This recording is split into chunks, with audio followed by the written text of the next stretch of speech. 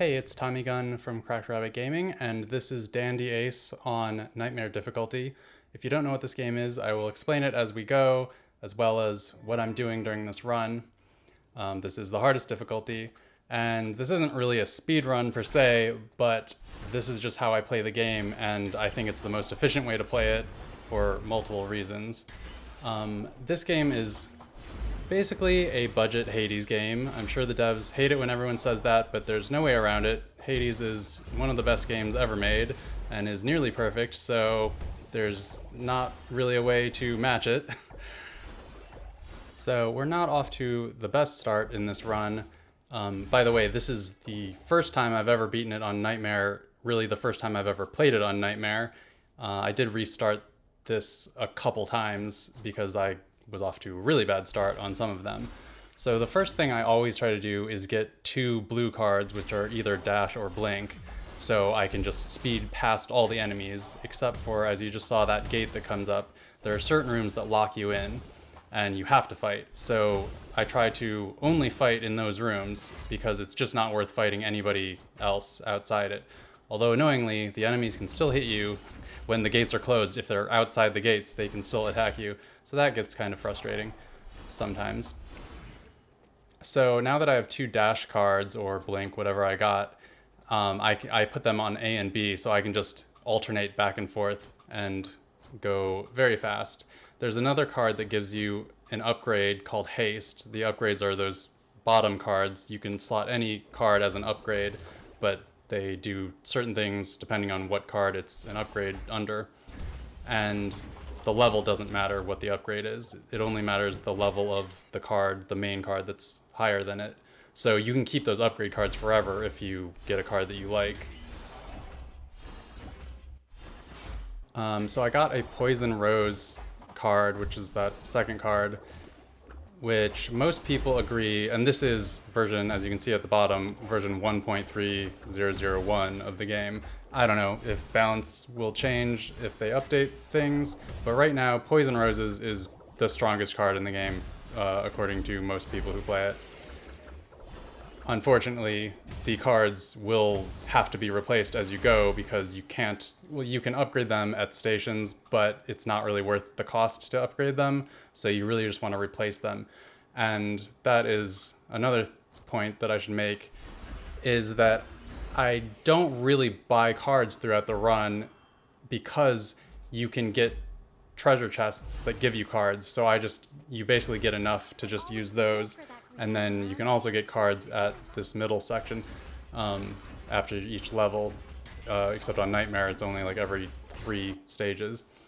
So I just got a trinket called Tour Guide, and that is always the first one I select, because it gives you a map of the entire stage, and you can see where all the treasure chests are. You can see where all the locked rooms are. And if there are no locked rooms on the way to a treasure chest, you always should just go for it, because you can teleport away.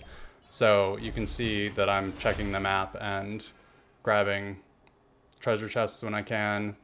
So this is a shop. There's also the upgrade station. So what you do in each run, of course, depends on what you get, because it's all RNG, what cards you're going to get. But another thing you can do, which is unfortunate with the way this game is designed, is you have to unlock cards using shards, which are those blue diamonds at the bottom left of the screen. And the best strategy, if you know what you're doing, is to not unlock most of the cards and only unlock the best cards, because then you're not diluting the loot pool with all these cards that are bad. And so you're much more likely to get a Poison Roses. But once you unlock cards, you have no way of getting them out of the loot pool. Unfortunately, I had already unlocked a bunch of cards before I realized this, but at the end of this video you will see me unlock all the rest of the cards that I did not unlock. So I am just speedrunning straight to this mirror unless there are treasure chests that I missed, and I am trying to take a certain path through the game. When you first start playing, you won't have as much T potions for health and of course, you won't have all the cards unlocked, and various other upgrades like free reshuffles at the shops and things. So it's definitely a lot harder when you first start.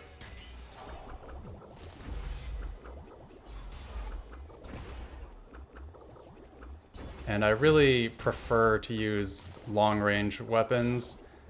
And actually, when you're first starting, I think one of the things you have unlocked is called Sugar Dandy, which is a charm arrow. And the charm is not necessarily that useful. But what's really good about it when you're first starting, it's not good on Nightmare. I don't pick it up at all then. But when you're first starting, it's great because it has really, really long range. I think it's the longest range of any weapon. And if you put a burn, any damage over time effect, like burn, poison, or bleed, then you can hit people from very far away. And the best strategy to play, if you can't speed run through the whole thing like I do,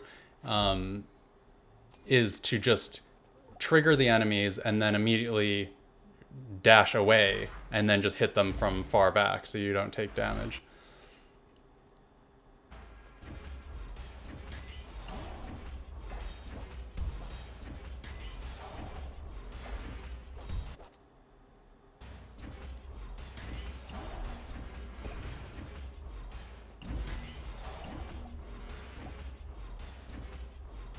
So I have things as my upgrades that I don't really care about, and I just have them there because there's nothing else to put there. This Crushing Hand has an upgrade effect called Life Siphon, and you will see me use that later to a very cheap effect, but I kind of had to do it. Well, actually, it turned out I didn't have to do it at the very end, but I will show you that strategy a little bit later, so it might be worth hanging on to these, especially on Nightmare, because you don't have as much health. And I probably should have bought more health at the different shops. I forget if I found very many of those that sell health or T-potions, but on Nightmare, you do not get very much, so it is more important for you to look for that stuff. So I'm using two blink cards rather than dash, just because hopefully blinking through people will mean I take less damage, although it is a slower cooldown time. It's 1 second for each blink versus 0.7 seconds for each dash.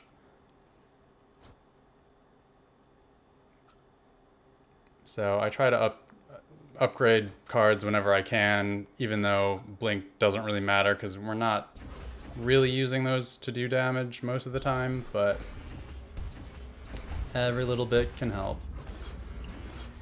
Dashed right into some spikes. Awesome. I should also say that I don't think I'm really very good at this game. I'm much better at Hades. I feel like Hades is a much better designed game, as I said. And I'm not quite sure what all the things are. I think Hades is zoomed out a lot more, which helps a ton because you can see where enemies are and where projectiles are going. There are also things like, in this game, the enemies do telegraph their attacks, but if you dash or blink at a little bit too early, the enemies can just do a 180 instantaneously and still hit you. So even though they are in the middle of striking, they'll just immediately turn around and still hit you, which is ridiculous. And maybe I'm just not good enough at this game, but I think that might be something that Hades does better.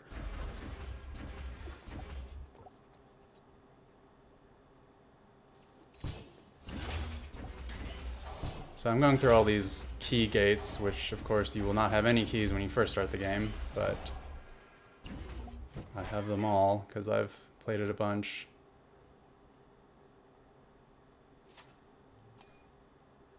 And so I'm selling any cards that I don't care about because I am trying to build up gold. I mean, one thing that you could do, one benefit of fighting every enemy there is in the level is you can probably get more gold. I'm not really sure if there's a cap on how much gold you get per level. And I'm going to need the gold at the end for a strategy, which I will explain when we get there. So I do want as much gold as I can get, but not at the expense of making the run take forever and possibly losing a lot of health doing it, even though normal rooms are a lot easier than the locked rooms because you can just keep dashing away and get really far away from the enemies and just pepper them from far away. So we are now on the first boss, Axolangelo. I don't necessarily have my favorite weapons here, but I suppose they're good enough. Those bubbles are so slow moving though. Look at that bubble. It's just going forever.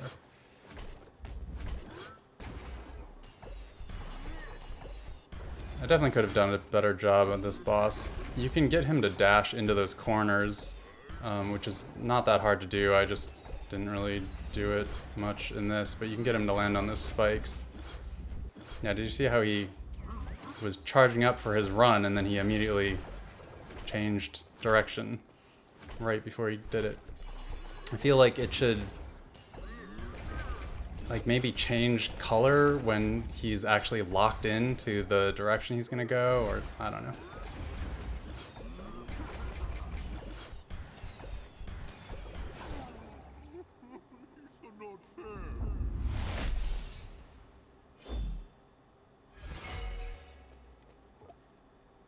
So we get a T potion and a card that I guess I'm gonna keep using for now, although if you'll notice, I really don't pick up yellow cards at all unless it's a much higher level, which this one is.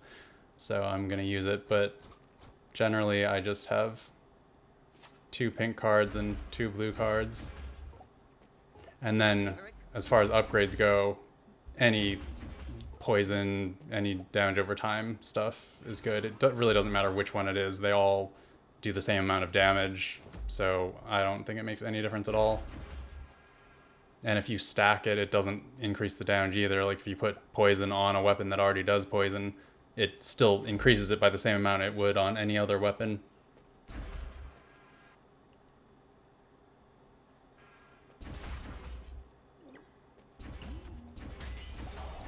So the other trinkets I picked up were toughness, that just gives me extra health, which the extra health, not only does it just give me some extra health, but it means that you're not necessarily wasting T potions as much because you don't have to use it as late.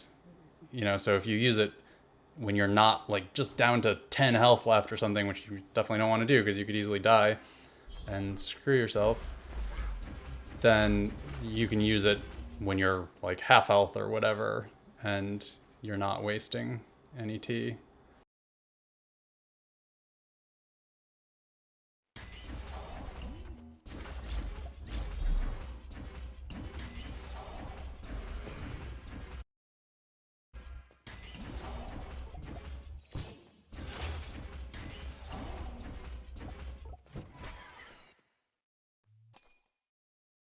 Some of these yellow cards can definitely be effective.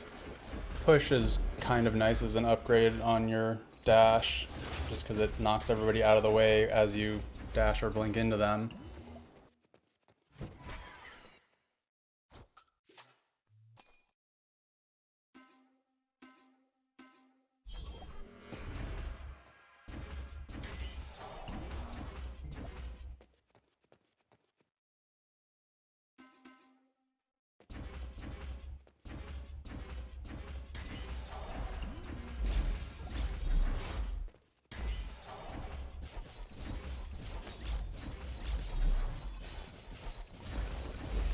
So although I do think Hades is a much better game, in this game's defense, I did play it and unlock all the achievements, so I obviously had fun, and it does scratch the same itch as Hades, just not quite as well as Hades does it.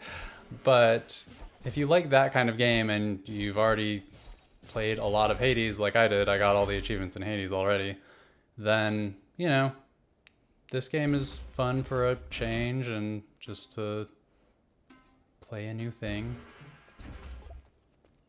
And it's free on Game Pass at the moment.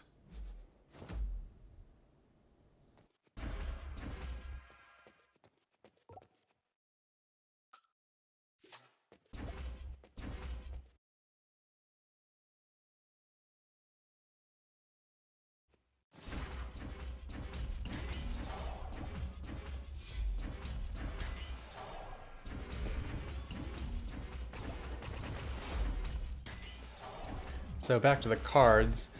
There are a couple cards that I intentionally did not unlock because I knew I would want them for this run when I get to the final boss. And after seeing how strong they are, I wish I had unlocked them right from the start, especially because you don't really need them to be high level, and I could have basically just been using them this entire time. And this whole run probably would have been easier. So I will talk about that when we get there as well. But I could have prevented a lot of damage and probably done this run a lot faster too.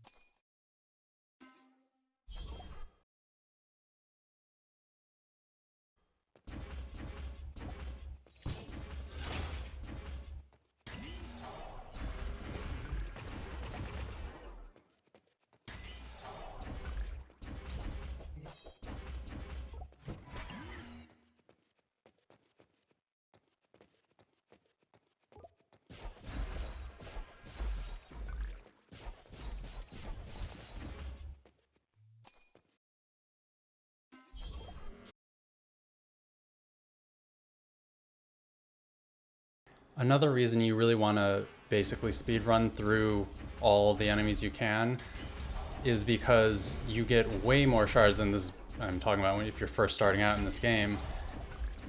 You get way more shards from beating bosses than you do from killing enemies in the normal levels. So the smartest, most efficient way is to just run past everybody and just get to the bosses as quickly as you can, even if it's just the first boss, and just beat that boss and then restart the game if you have to, or keep going because you'll get even more from the next bosses. And then of course, if you play really slow and then die, that is really painful to lose all that time, whereas you could speedrun it 3 times in the amount of time it takes you to play through it slowly once. So I would much rather just go fast.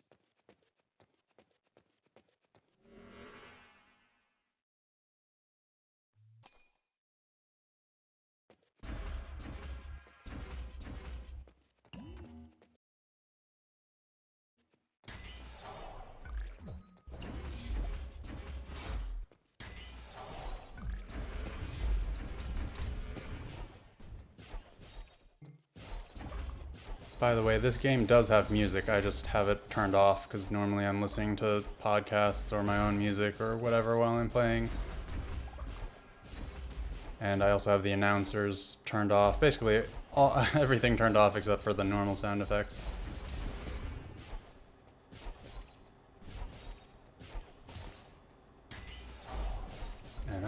still using the stupid bouncing wand. I really prefer stuff like the fireworks or twin daggers or chomper.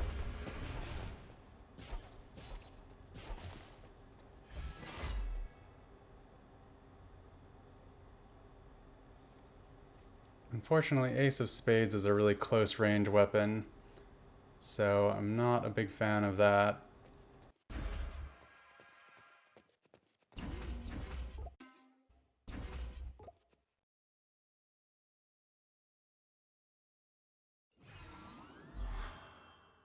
So I realized as I went through this mirror that I am pretty unprepared for this next fight, and I probably should have bought something better at those shops, but oh well. 2-Act Show, that card that I just picked up, I really hated when I first got it, but then I kind of learned how to use it better, and now I like it because it does a lot of damage. So here is where I usually return all the trinkets for $100 and get rid of Tour Guide and switch to things that will actually help me on bosses, because there's only one more level before the final boss. So here I'm using Invocation Mastery, which increases burn effects, DOT effects, and Pepperina Infuser increases damage whenever I use a T potion. And then toughness, just because I still want the higher health. 2-Act Show, unfortunately, is not the best for bosses because you have to get in really close. For certain bosses, especially on normal, it's okay because you can actually hit them really fast if you just stand right next to them and they're not moving a lot. And the 2-Act Show, because you have to be inside that circle, it'll just keep going off immediately because you're right next to it. But with this boss, I don't really want to get too close to him, so I'm kind of really getting screwed over here. I'm sure I could have played this much better, like not walking into the fire right there and whatnot, but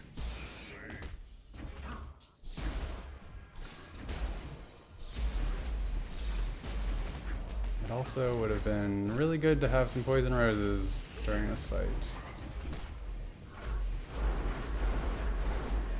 There's just so much stuff everywhere in this game in some of these bosses or levels.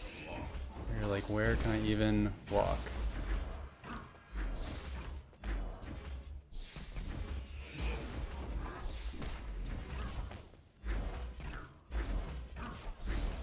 And I'm all out of T potions, so I know that I have to beat him without taking much more damage. So I'm trying to be really careful. And he finally dies. And that was a very close fight. Almost ruined the whole run. But I'm going to use my stupid strategy coming up here, and then it's going to be on to the final boss, where I will get much better cards before doing it, which I really should have done here.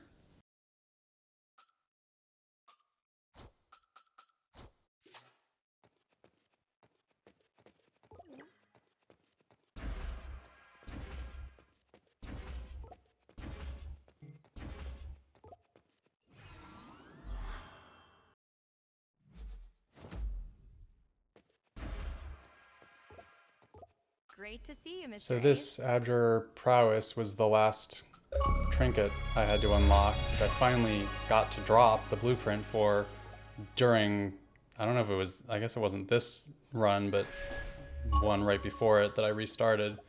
So that was lucky because I need that for the strategy I'm going to use on the final boss.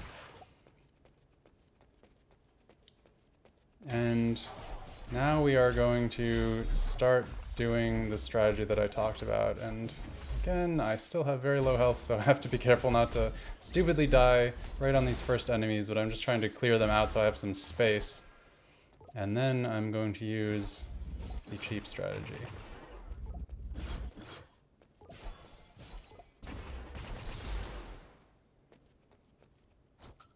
So what I'm going to do is switch my 2 crushing hands that I have to be upgrades, which will give me life siphon, and each one will give me 20 HP, but they have a very long cooldown. So luckily I have 2 of them, otherwise it would have taken twice as long.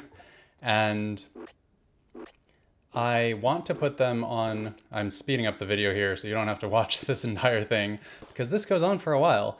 This run, you can see I'm at 16 minutes, now I'm at 20 minutes, and still going. So I have those life siphons on 2 cards that are single burst damage. So if you have poison roses, that splits into multiple roses. If you have like 5 card act, whatever that one card is called, that's 5 cards. And how this game works is it divides up the life siphon onto each projectile. So you don't get 20 HP from each card you're throwing. Like if the poison roses, if it's throwing 3 roses or whatever, you're not getting 20 from each. You're getting 20 divided by 3 for each rose. So if you don't hit with all the projectiles, you don't get the health and you still have the cooldown. So you really want to put those life siphons on a single damage card. So even 2x show is fine. It just sucks because you have to get in so close and you might take more damage that way. But anyway, so I got my health all the way back up to full, and I can just keep doing that, even though it just takes so long because you just have to literally sit there and wait, which normally I wouldn't bother doing, but this is on Nightmare and I'm right before the boss and I don't want to take any chances. So I did that, and now I'm reshuffling these shops, hoping for some poison roses, which I definitely need. Again, I'm trying not to spend gold that I don't have to, so I'm hoping I can find some poison roses somewhere where I don't have to waste gold on reshuffling.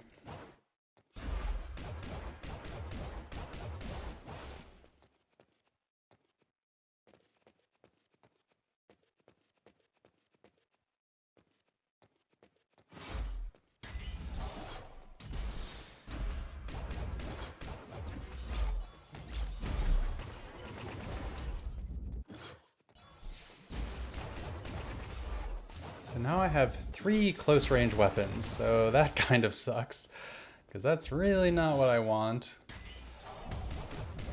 But they are just the strongest cards I have at the moment, so we will fix that eventually. There are some viable builds with close range stuff. There's a guide that somebody wrote that talks about, I think, using Titan Fist, which is what I'm using on the X button. But I forget what you put as an upgrade, but apparently it's pretty strong. And I do like Titan Fist because it does stun people when you hit them, like the second punch stuns, I think. Oh, and I just got another blueprint. Probably the final one I needed. I could not get these to drop. I was running through normal mode over and over and over again, trying to get the last things to drop, and I could not get them. And then on Nightmare, I got all the last ones that I needed right away. But the devs say that there's no higher chance of stuff to drop on Nightmare. I don't know if there are certain enemies that are only on Nightmare, though.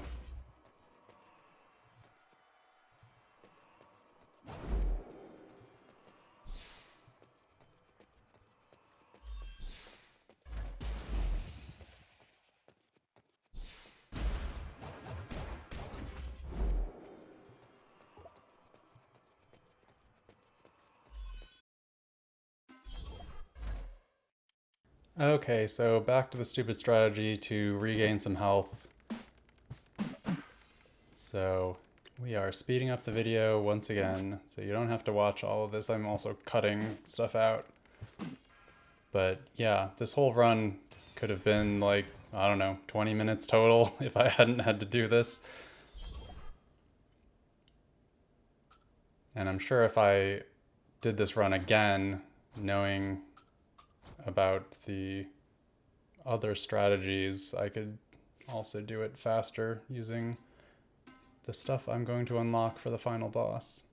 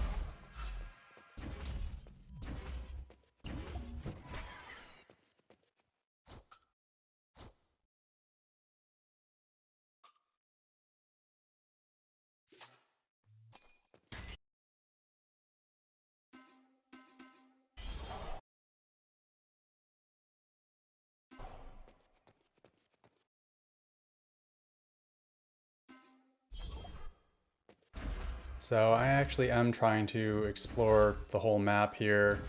Since I don't have tour guide, I don't know where everything is, so I have to just run everywhere and get stuff to open up, but at least I can always teleport out if I need to. But I'm trying to find all the shops because I need to find some poison roses. There's the sugar dandy, but I'm not going to pick it up on Nightmare. So luckily we got some poison roses. So even though we are losing gold by having to buy it, that's okay because it is very, very strong.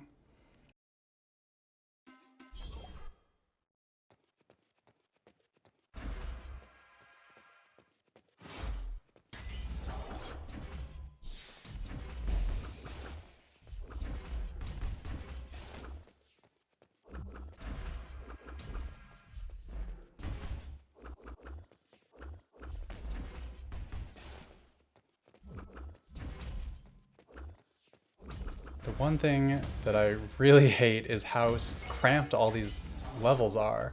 And, you know, there are these traps. And in Hades, once you beat all the enemies, the traps all disappear. Although then you're also just on to the next stage. You don't have to run back through it, so maybe that's why. But these traps in this room, for instance, are impossible not to trigger because your weapons trigger them, and even just blinking forward will trigger them. So it's like they might as well just be there already. It is very annoying. And so you barely have any space to move. Like, you end up just blinking into stuff. Enemies, projectiles, traps, furniture.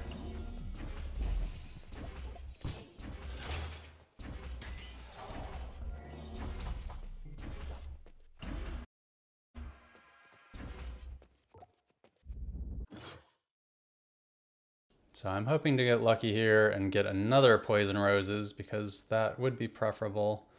There was a chomper, which I like the chomper for normal enemies, but not for bosses because it really doesn't do that. I mean, this final boss does have multiple forms or clones, so chomper would possibly work, but Chomper relies on there being multiple enemies in a row that you can line up. And a pretty fun combination with Chomper is to have marked card or death marked card as an upgrade, especially if you're fighting the slimes, because they will die, and if you have death marked card, one will die and everybody will get marked with death marked card, and then you throw another Chomper at them and it increases in size, so it'll hit every enemy basically, especially slimes because they're usually grouped up, and so that can be pretty fun. Twin daggers right here I absolutely should have taken, and I was thinking this was that previous card that is the close range daggers, and it just totally slipped my mind because I hadn't played this game in like 2 weeks at this point. And I just mixed them up, and I forgot that Twin Daggers is the one that I really like because it's a long range daggers, and it has bleed, which at this point I didn't need an extra bleed because I already have burn and poison, so whatever. But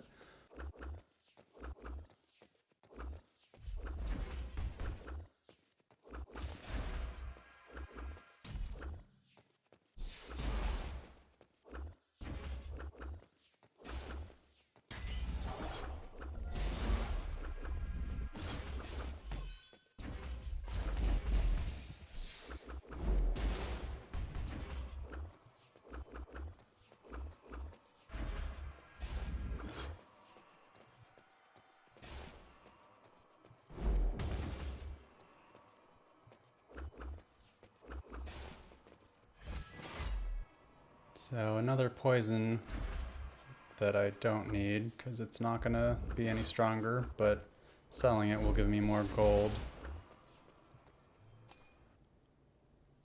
And I mean, the card's not that bad to just use, but it's close range, so again, don't want it. So we know where the mirror is, obviously, so we can just go to the final boss, but I want to make sure that I have the the best cards I can have, and I have full health. And so I left this here intentionally. Now we speed up once again to gain our health back. And I definitely want to have full health, literally full health when I get to the boss, because of the strategy I'm going to use with the trinket I'm going to equip, which relies on having full health. And otherwise I would have to waste a T potion.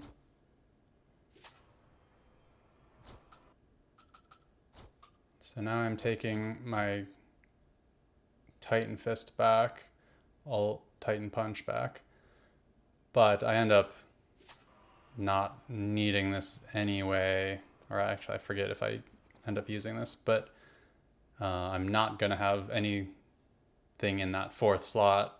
I'm not gonna have 3 weapons because I'm gonna use yellow cards. Finally, for the first time, intentionally using yellow cards in this run.